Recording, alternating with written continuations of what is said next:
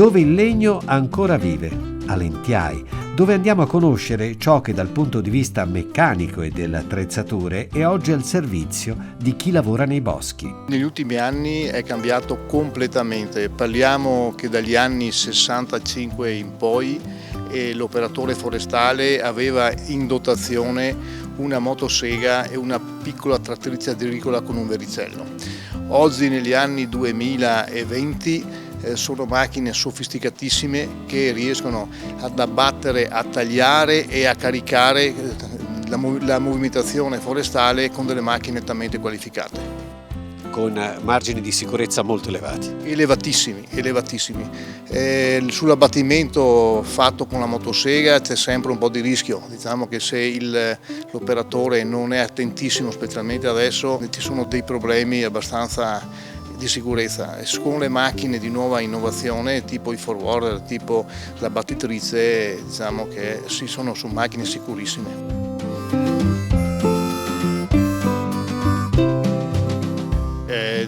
Diciamo che negli ultimi anni è cambiato soprattutto l'evoluzione delle macchine, ma soprattutto il volume di metri cubi che un'azienda boschiva riesce a fare. Vale a dire che fino a 20 anni fa una squadra con 4-5 dipendenti boschiva riuscivano a fare su un anno 2, 3, 4 mila metri cubi. Adesso su una squadretta con queste 4-5 persone non riescono a movimentare e a produrre 12-13 mila metri cubi, non riescono ad andare avanti.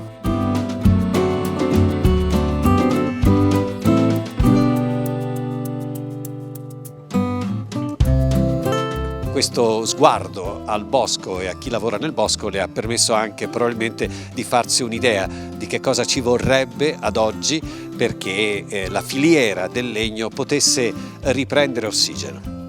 Ma io parlo in provincia di Belluno, diciamo che l'anello mancante alla produzione di legname tutto sarebbe una grossa segheria per poter fare la trasformazione del legname nostrano.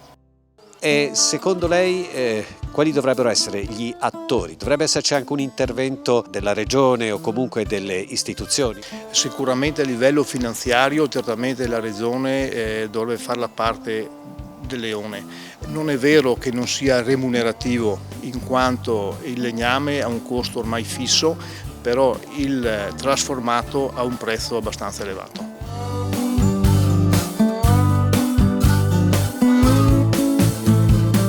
Cosa ne pensa del lavoro del Consorzio Legno Veneto? Ritiene sia importante la sua presenza? Sicuramente se il Consorzio riesce a tutelare un prezzo di questo legname per poi poterlo vendere e anche acquistare a un certo prezzo, sicuramente sì.